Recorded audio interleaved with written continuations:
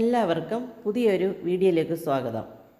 ഞാനിന്ന് തയ്യാറാക്കാൻ പോകുന്നത് മുട്ടപ്പെരട്ടാണ്. അതിനുവേണ്ടി ഒരു പാൻ സ്റ്റൗവിൽ വെച്ച് 2 ടേബിൾ സ്പൂൺ വെളിച്ചെണ്ണ ഒഴിക്കുക. അതിലേക്ക് വലിയ ജീരകം ചേർത്ത് കൂടെ സവാളയും ചെറിയ ഉള്ളിയും മിക്സായിട്ടാണ് ഞാനിവിടെ എടുത്തിട്ടുള്ളത്. ചെറുതായി അരിഞ്ഞത് ചേർത്ത് നന്നായി ഫ്രൈ ചെയ്തെടുക്കണം. നന്നായി വഴറ്റിയെടുക്കുക. കുറച്ച് കറിവേപ്പിലയും ചേർത്ത് നന്നായി വഴറ്റിയെടുക്കുക. ഞാനിവിടെ 3 തക്കാളിയാണ് എടുത്തിട്ടുള്ളത്. വളരെ ചെറുതായിട്ട് അരിഞ്ഞതാണ്. തക്കാളി നന്നായി ഫ്രൈ ആയി വരുമ്പോൾ അതിലേക്ക് ഇഞ്ചി വെളുത്തുള്ളി പേസ്റ്റ് ചേർക്കണം.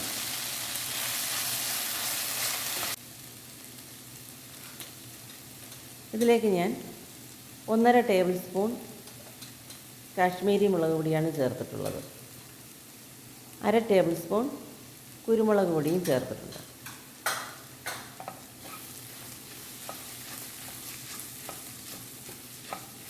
പച്ചമുളക് 1 ചേർത്തിട്ടുണ്ട്.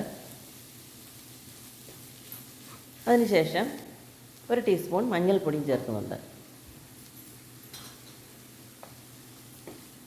നന്നായി യോജിപ്പിച്ച ശേഷം ഏകദേശം 2 ടേബിൾ സ്പൂൺ ചൂടുവെള്ളം ചേർക്കുന്നുണ്ട്.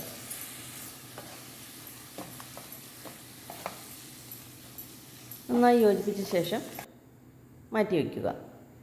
മറ്റൊരു പാൻ സ്റ്റൗവിൽ വെച്ച് 1 ടേബിൾ സ്പൂൺ വെളിച്ചെണ്ണ ഒഴിച്ച് ഒരു സവാള നീളത്തിലരിഞ്ഞ് 2 മിനിറ്റ് ചെറുതായി ഒന്ന് വഴറ്റുക.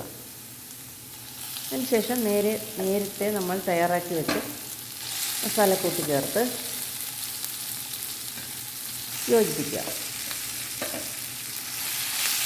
ഞാനിവിടെ 5 കോഴിമുട്ടയാണ് കട്ട് ചെയ്ത് വെച്ചിട്ടുള്ളത്. ഉപ്പ് നോക്കിയ ശേഷം കുറച്ച് മല്ലിയിലയും ചേർത്ത്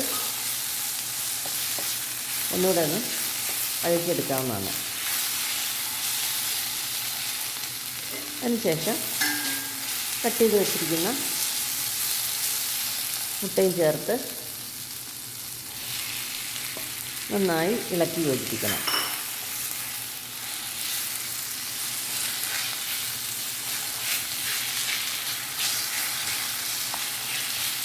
വളരെ ടേസ്റ്റി ആയിട്ടുള്ളൊരു ഡിഷാണ്. എല്ലാവരും ട്രൈ ചെയ്ത് നോക്കണം. ചപ്പാത്തിക്കും ചോറിനുമൊക്കെ വളരെ നല്ലതാണ്. പുതിയൊരു വീഡിയോയുമായി വീണ്ടും വരാം.